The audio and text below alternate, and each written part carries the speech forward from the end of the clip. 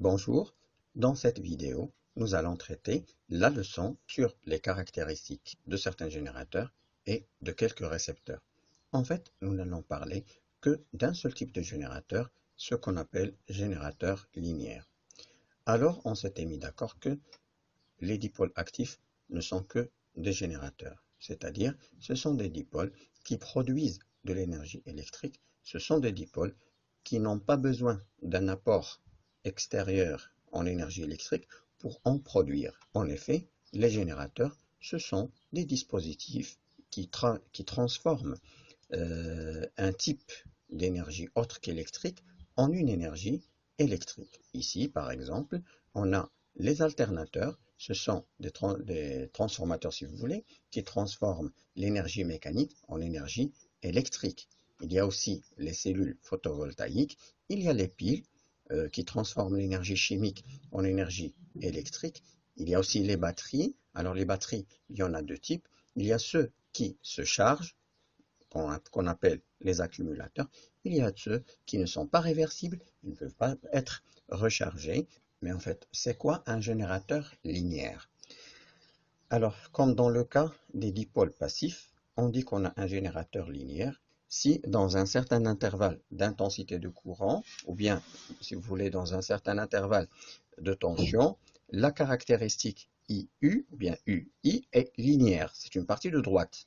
Ce sont eux qu'on utilise depuis le collège, et voici le symbole qu'on avait adopté pour de tels générateurs. On a bien sûr ici des conventions à respecter. Lorsque le courant possède le même sens que la tension UPN, et puis regardez bien, je m'abstiens à choisir le sens UNP. Donc je travaille toujours avec le UPN pour qu'il soit positif pour ne pas nous déranger. Donc, si UPN possède le même sens que le courant qui circule à travers le générateur, on dit qu'on travaille en convention générateur. Alors attention s'il vous plaît, ce n'est pas parce que c'est un générateur, je travaille dans une convention générateur, parce que je peux avoir une convention récepteur pour un générateur, c'est-à-dire ce générateur se comporte comme s'il était un récepteur. Il reçoit de l'énergie. Le montage expérimental pour étudier ou bien pour tracer la caractéristique d'un générateur, c'est celui-là. On prend un générateur avec un rhéostat. Alors ça, c'est le point C, curseur. Donc on lie le curseur au pôle négatif, par exemple, rien ne m'empêche de le lier au pôle positif, et je prends une entrée du rhéostat sur laquelle je branche le pôle positif. Ainsi, je peux mesurer la tension aux bornes du générateur et mesurer le courant, l'intensité de courant à l'aide de l'ampère-mètre, et puis je déplace le curseur du rhéostat pour changer la valeur de l'intensité du courant. Ainsi, je peux tracer la caractéristique. Voici donc la caractéristique en question. Procédons à une petite analyse. La caractéristique ne passe pas par l'origine, donc le dipôle est actif. On constate que dans cet intervalle, la caractéristique est une droite affine. Donc, notre générateur est du type linéaire. On peut donc écrire que la tension UPN est égale à un coefficient alpha, qu'on appelle le coefficient directeur de la droite, multiplié par la variable I, plus E. E, c'est bien sûr l'image de 0. Donc, ce n'est pas du nouveau. Pour calculer alpha, il faut que j'utilise la formule delta UPN, delta la variation de, si vous voulez, la grandeur qui se trouve sur l'axe vertical, divisé par la variation de la grandeur qui se trouve sur l'axe horizontal. Cette variation doit être considérée entre deux points de la droite qu'on choisit. Le premier point sera E, le deuxième point, je dois le chercher minutieusement et il doit être clair. Moi, je pense que les grandeurs associées à ce point sont bien définies. Donc, ce que je vais faire, c'est tout simplement le choisir. Voici donc les deux points qu'on avait choisis. Ainsi, le coefficient alpha va être calculé par la différence entre UPBN moins UPBA divisé par IB moins IA. UPNB, c'est 4 volts, et UPNA, c'est 9 volts. ainsi que l'intensité du courant au point B, c'est 2 ampères. Tout calcul fait, je vais trouver le coefficient, c'est moins 2,5 volts. L'équation numérique de la tension s'écrit moins 2,5 I plus 9. Cherchons maintenant à donner une interprétation physique à cette valeur 2,5 et à l'autre valeur 9 volts. Puisque vous le voyez, l'unité de alpha, c'est volt par ampère. Elle s'apparente à l'unité d'une résistance. Néanmoins, c'est une valeur négative et la théorie ne supporte pas une valeur négative pour une résistance. Nous allons définir une résistance R qui est égale à la valeur absolue de alpha, c'est-à-dire c'est la valeur absolue de delta UPN sur delta T, et on va l'appeler résistance interne du générateur. Quant à E, c'est la force électromotrice du générateur.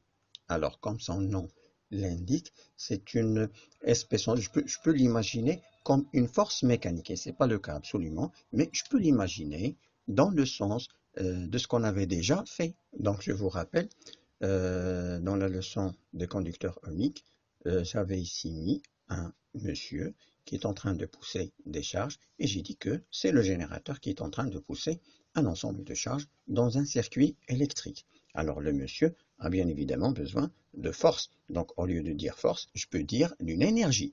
Donc en fait, le E, c'est un potentiel qui donne l'énergie, d'accord, qui se transforme en une force qui fait déplacer les charges dans le circuit, les charges électriques dans le circuit. Elle est dite électromotrice parce que c'est elle qui fait mouvoir, si vous voulez, les charges électriques dans le circuit. Tant que E est plus importante, tant que le générateur est plus fort. En quoi? En matière de pousser les charges. Généralement, on la note FEM ou bien FE accent. M, c'est pas important. L'essentiel, c'est que ces trois lettres vont signifier la force électromotrice E. C'est en fait la tension qu'on peut mesurer aux bornes d'un générateur à vide, c'est-à-dire lorsqu'il n'est branché à aucun circuit. La formule analytique de cette partie de la caractéristique est donnée par UPN est égal à E moins RI. Cette formule doit être bien retenue. UPN, la tension entre les bornes du générateur, est égale E moins RI. E, c'est la force électromotrice, il est donné en volts, et c'est elle qui est indiquée, et c'est elle qui est marquée sur la pile. C'est la tension nominale. R, c'est la résistance interne. Alors, qu'est-ce que c'est que cette résistance interne? Normalement, c'est un concept, et ce n'est pas une vraie résistance, mais juste un concept dans lequel on englobe, dans lequel on rassemble toutes les raisons qui empêchent le courant de passer facilement. De cette manière, on va se demander que se passe-t-il lorsque la résistance interne est nulle? C'est-à-dire, que se passe-t-il lorsque on n'a que UPN est égal à E? Dans ce cas, regardez bien, la caractéristique est une droite horizontale. Et le symbole qu'on adopte pour de tels générateurs idéaux, puisque ce ne sont pas des générateurs réels, on dit que ce sont des générateurs de tension. C'est-à-dire, il ne produit que la tension et rien que de la tension. Ainsi, si on considère un générateur de force électromotrice E et de résistance interne R, alors dorénavant, c'est la notation complète qu'on doit adopter pour un générateur linéaire. Sur le schéma, on doit représenter le symbole de sa force électromotrice ou sa valeur, si c'est possible, et le symbole de sa résistance interne, ainsi que sa valeur, si c'est possible, est équivalent à une association en série d'un générateur de tension, de force électromotrice E, et d'une résistance interne séparée, mais théoriquement. C'est pas vraiment une vraie, c'est pas une vraie séparation. C'est juste dans le modèle dit de Thevenin. C'était en 1883, alors que la tension au bord du générateur idéal est égale à E, la force électromotrice, cette résistance regardez bien, le sens de la tension UR est le même que celui du courant, donc la loi d'Ohm s'écrit comme ceci, moins R fois I. Donc, entre le point P et le point N, la tension UPN, c'est E plus UR. Donc, c'est E moins R fois I, et on retrouve la formule. Ça, c'était l'idée de Thevenin. Que se passe-t-il lorsqu'on lie le point N avec le point P à travers un fil conducteur? Le courant I qui circulera sera appelé courant de court-circuit. On préfère le noter ICC, c'est-à-dire courant de court-circuit. Le fil utilisé s'appelle la shunt. Donc, on a shunté les deux pôles du générateur. Dans ce cas, toute l'énergie délivrée sera consommée dans le générateur lui-même. Donc, c'est facile de voir que UPN est égal à 0 parce qu'on s'était toujours mis d'accord que la tension entre les bornes d'un fil conducteur est nulle. Il n'y a pas de chute de tension entre deux points d'un fil conducteur. Ceci veut dire que E moins R fois I égale 0 et je peux tirer la valeur, bien l'expression de ICC, c'est E sur R. Reprenons notre caractéristique. Dans ce schéma, je ne précise pas ni E ni R parce qu'ils sont là. Donc c'est une caractéristique, on doit tirer le E et le R. Mais lorsque je représente un générateur hors caractéristique, eh bien, je dois écrire ER. Je vous rappelle qu'on avait trouvé l'expression numérique de la caractéristique, ce qui fait que petit r c'était 2,5 et E c'était 9. Donc pour calculer ICC, il suffit d'utiliser cette formule. Je vais diviser 9E divisé par R, c'est 2,5, ça va me donner 3,6 ohms. Comme en maths, pour vérifier cela, il suffit de prolonger la caractéristique et vous remarquez que le point d'intersection a pour abscisse I égale ICC, j'ajoute ici TH comme étant théorique.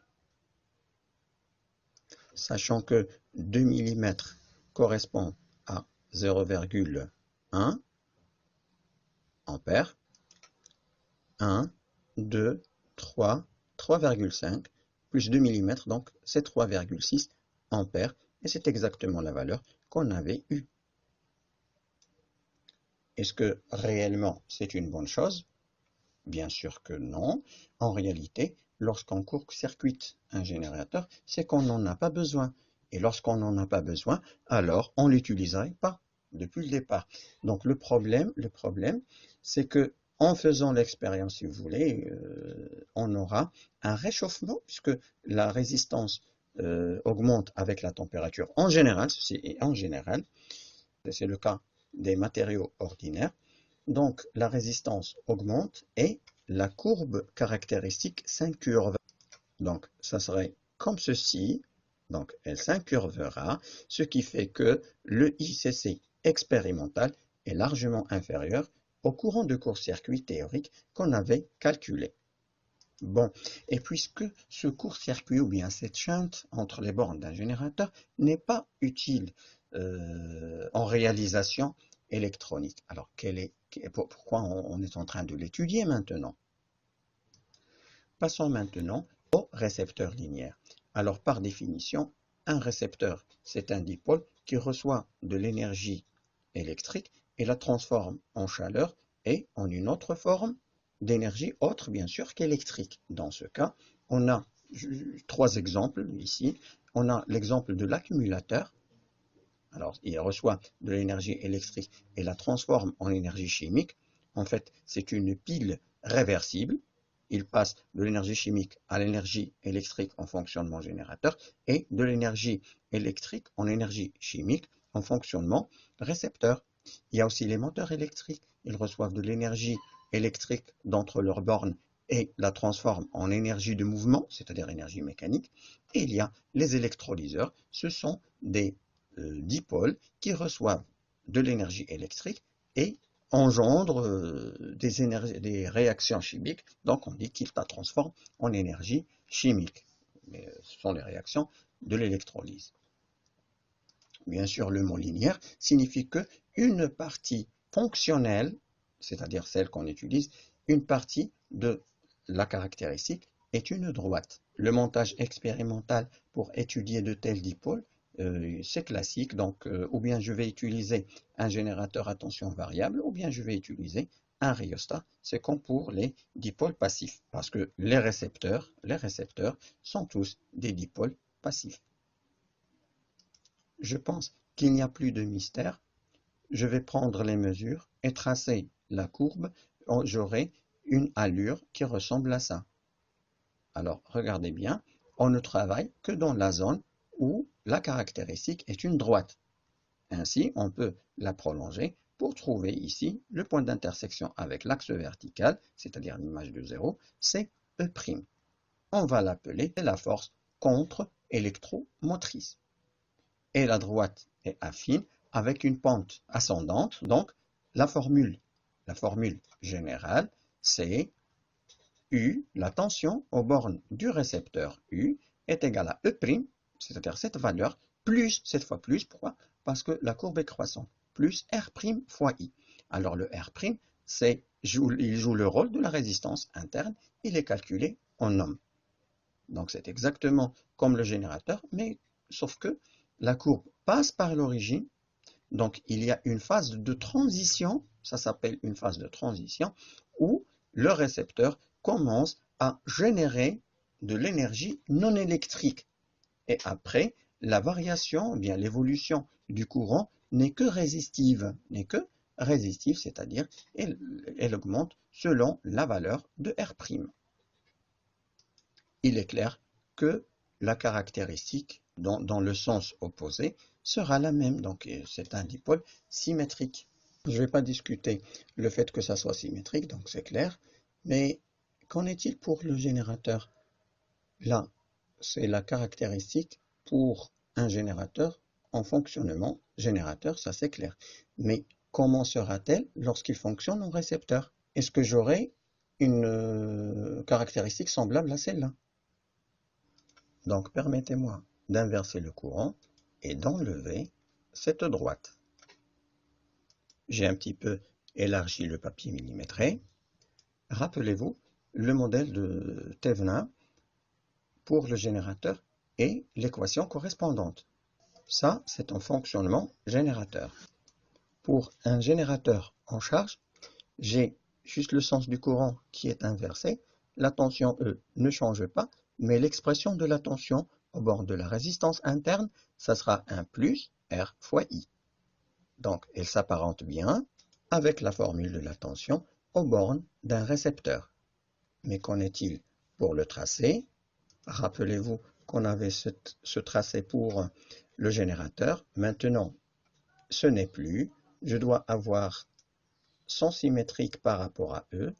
Donc, ça, c'est la représentation. Ça ne veut pas se fixer. Ça, c'est la représentation de la caractéristique du générateur lorsqu'il est en charge. Ce n'est pas comme un récepteur. C'est exactement E, le point de départ. Et ce n'est pas comme dans un récepteur où E', ce n'est que hypothétique, ce n'est que théorique. Là, c'est réel, il part de E et ça augmente. Donc, vous voyez bien qu'il s'agit de la même forme. Donc, en se chargeant, un générateur réversible se comporte comme un récepteur linéaire, avec la force électromotrice qui se transforme en une force contre-électromotrice. Pour se charger, il a besoin d'un générateur autre que lui, avec une force électromotrice bien supérieure à E. Passons maintenant à l'association de deux générateurs. Là, s'il vous plaît, je veux insister sur le fait que le mot générateur signifie que le fonctionnement réel du générateur est un générateur et non pas un récepteur. Donc, commençons par l'association en série de deux générateurs. L'un possède les caractéristiques E1, R1 et l'autre E2, R2. Remarquez bien que le pôle positif de l'un est lié au pôle négatif de l'autre. On peut en faire toute une chaîne. Alors, quel est son rôle?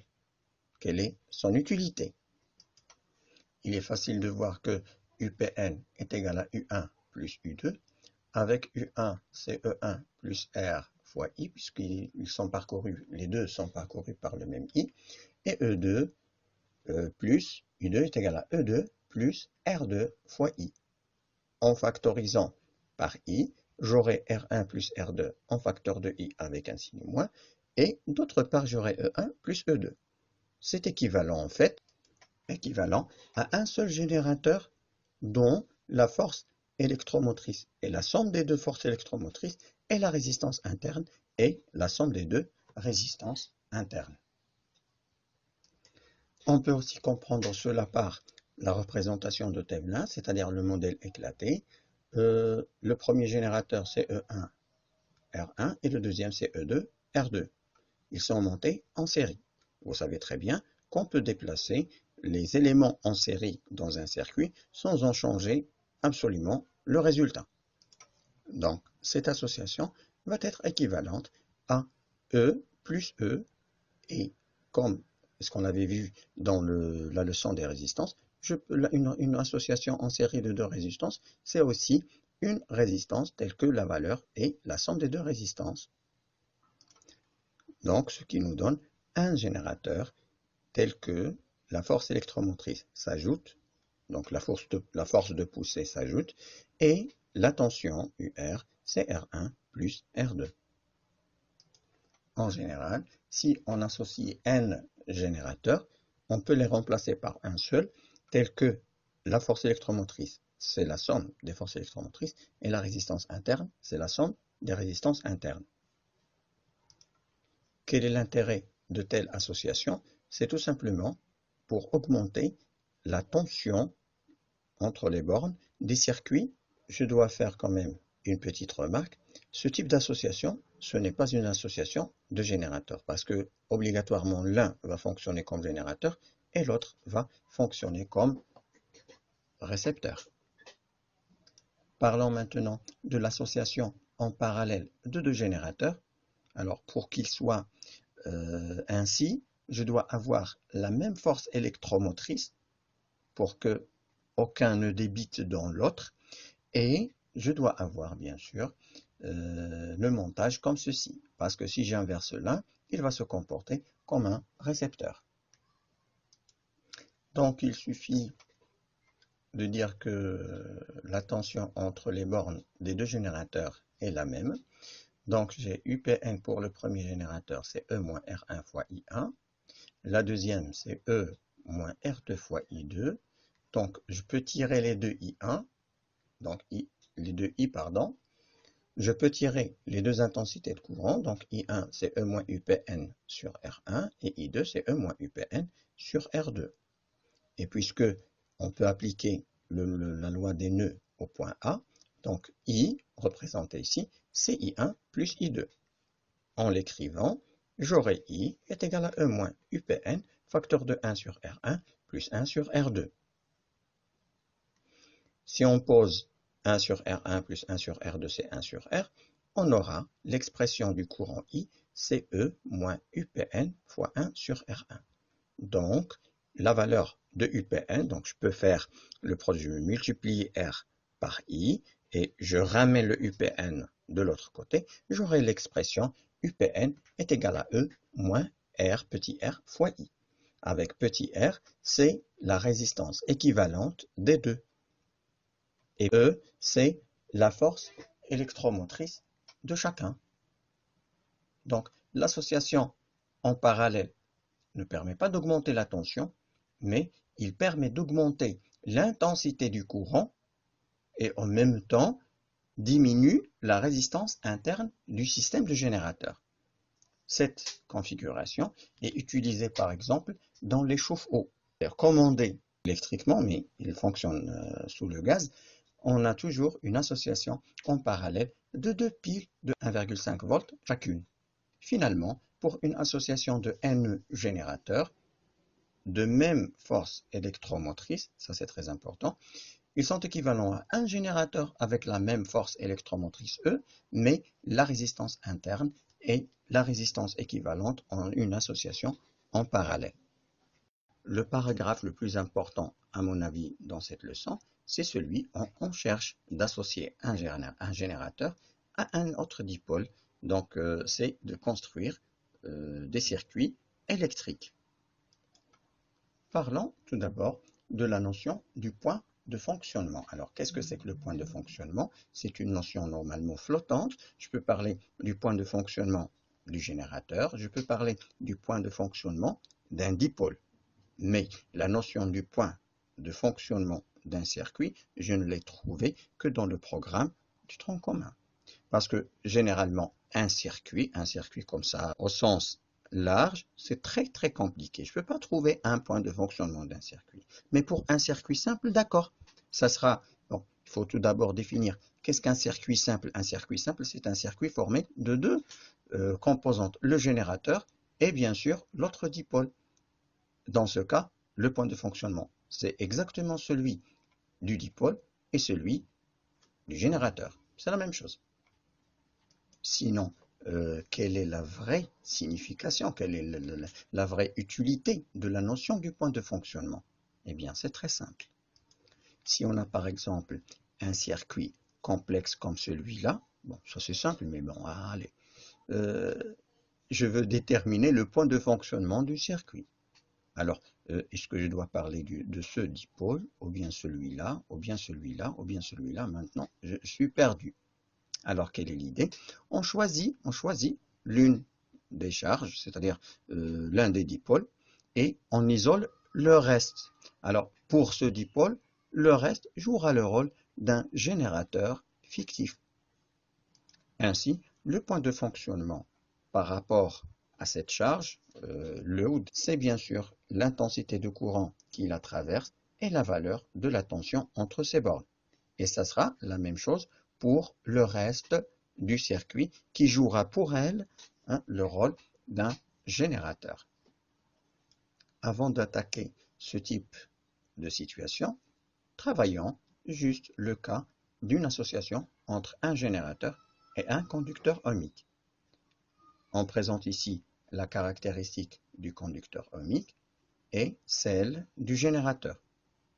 Graphiquement, tout simplement, le point d'intersection entre les deux caractéristiques me donne l'intensité du courant de fonctionnement, c'est 0,3 ampères dans notre cas, et la tension entre les bornes et du générateur et de la résistance, c'est 4,7 volts. Remarquez bien que cette méthode est très rapide puisqu'elle se base sur la représentation graphique. Donc on a les deux, on superpose les deux caractéristiques sur le même repère avec la même échelle et on aura directement la valeur. Sinon, on procède par la méthode analytique, ceci à condition d'avoir les formules numériques qui décrivent les caractéristiques. Et ce n'est pas toujours le cas. Parfois, c'est trop compliqué. Donc, on sait que pour le générateur, UPN, c'est E moins RI. D'après le schéma, E, c'est l'intersection entre l'axe vertical et la droite, qu'on appellera droite de charge. C'est la droite du générateur parce que c'est elle qui charge sur R, la droite d'attaque si vous voulez. 1, 2, 3, 4 et 5. Donc c'est 5 volts. Pour déterminer R, je vais faire un petit zoom et on va voir qu'ici j'ai un bon point pour le calcul de la résistance.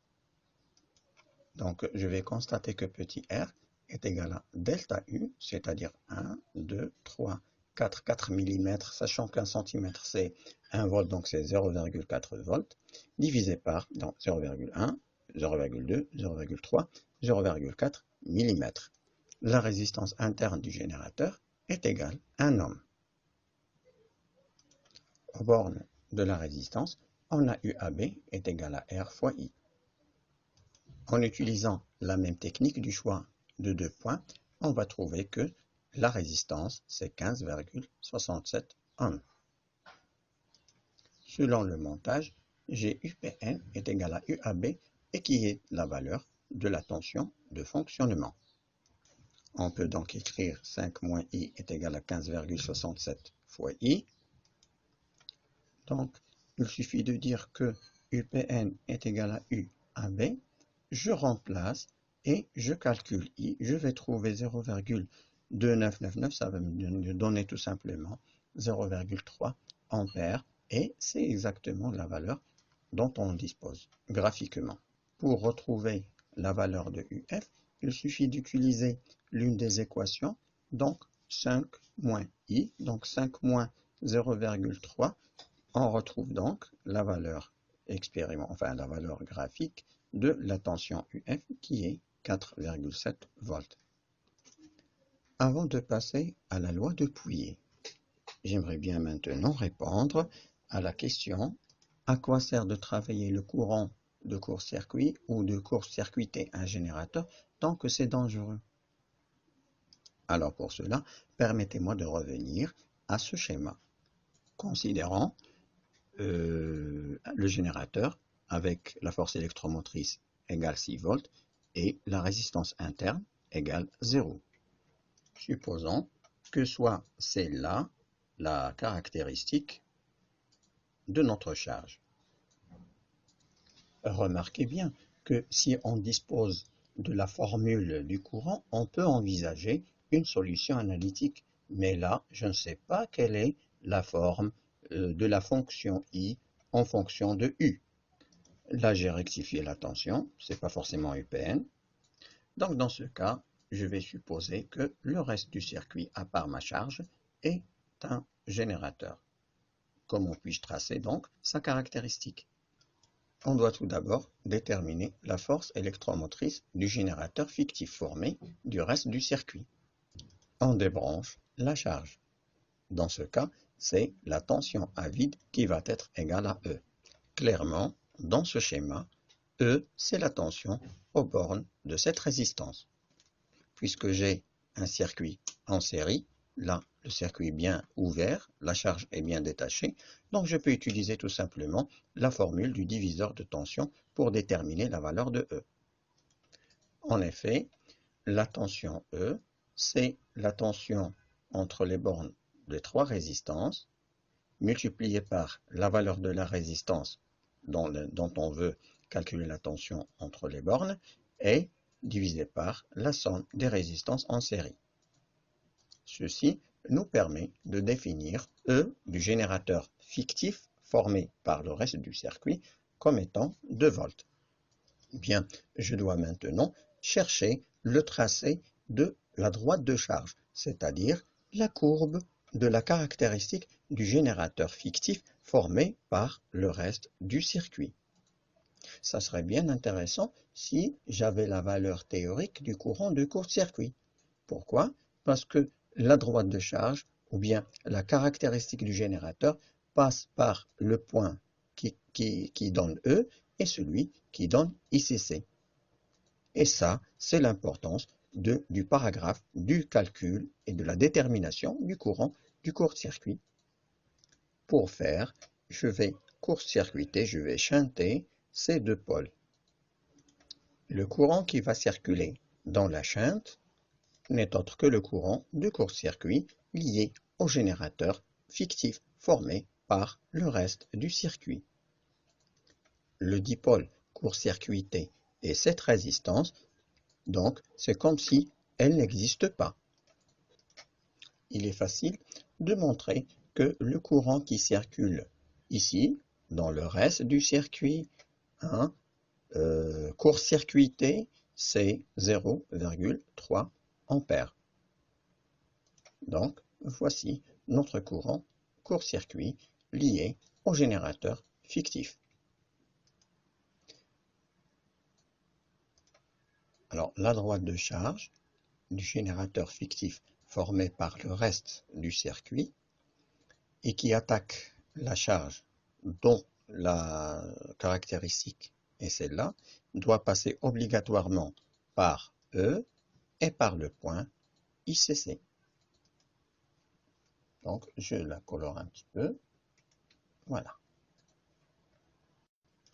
Le point de fonctionnement de mon circuit me permettra de définir la tension entre les bornes de la charge, que je vais noter U, et l'intensité du courant qui la traverse et que je peux noter I, d'une manière graphique. Pourquoi? Parce que je ne pouvais pas le faire analytiquement. Je n'ai aucune information sur cette courbe, sauf son tracé. Ainsi donc, voici le point de fonctionnement, qui est l'intersection de la droite de charge et de la caractéristique de quoi? De la charge qui subit l'attaque du générateur fictif formé par le reste du circuit. On découvre ensemble que la tension U, c'est 1,5 volts et que l'intensité du courant qui traverse le dipôle, c'est 0,75 ampères. La suite de l'étude du circuit devient triviale. Le reste du circuit est facilement étudié maintenant que j'ai le courant qui traverse la charge inconnue. Je peux dire que U, c'est la tension aux bornes de petit r, celui-là. Et je peux appliquer la loi d'additivité des tensions, sachant que la tension sur celui-là est la même que aux bornes de celui-là, et le courant, etc. Donc, je pense que ça deviendra beaucoup plus simple. Donc, quel est l'intérêt d'étudier le courant de court-circuit? C'est justement pour déterminer la tension et l'intensité aux bornes d'un dipôle dont on ne dispose pas d'équation. Si j'ai une relation en racine énième ou bien en exponentielle, je ne peux pas la résoudre mathématiquement. Donc, je n'ai que la représentation graphique. D'où l'intérêt des deux données, des deux concepts, le point de fonctionnement et le courant du court-circuit. La loi de Pouillet, c'est une loi très utile pour calculer le courant qui circule dans un circuit série formé de dipôles tels que les résistors ou bien les récepteurs ou bien les générateurs, parce que je peux utiliser plusieurs générateurs, plusieurs récepteurs et plusieurs conducteurs ohmiques. L'idée est très simple, c'est que l'intensité du courant I est égale à la force électromotrice E, dans notre cas, moins la force contre-électromotrice E', du récepteur, divisé par la somme des résistances internes et externes. La démonstration est très simple. Il suffit de dire que UPN, c'est UBN plus UAB. Je remplace l'expression de la loi d'Ohm généralisée pour le générateur et pour le récepteur. Et j'utilise aussi la loi d'Ohm ordinaire pour le conducteur ohmique. J'aurai E moins RI est égal à E' plus R' plus la tension UAB qui vaut R fois I. Je vais factoriser par I, donc je ramène E' auprès de E, ça sera E moins E', et je factorise par les résistances, ici sera plus petit r plus grand R facteur de I. Ben, il suffit de diviser par le facteur de I pour avoir la réponse. En général, si on a un certain nombre de générateurs EI, RI et un certain nombre de récepteurs E', J',